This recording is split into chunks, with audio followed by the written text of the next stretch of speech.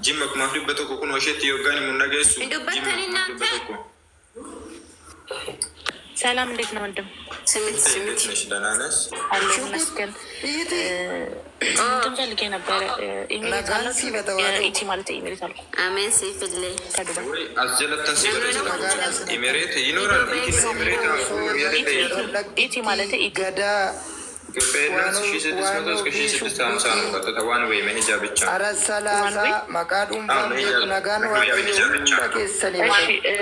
ከአንድ ወር በፊት አይቀንስልኝም ማለት አሁን ኢትዮጵያ የለም። ለዛሬ ወርም ለነገም ብትቆርጪ ዋጋው ተመሳሳይ ነው። ለነገ ሳምንት ከ3 ቀን ብትቆርጪ ያው ነው።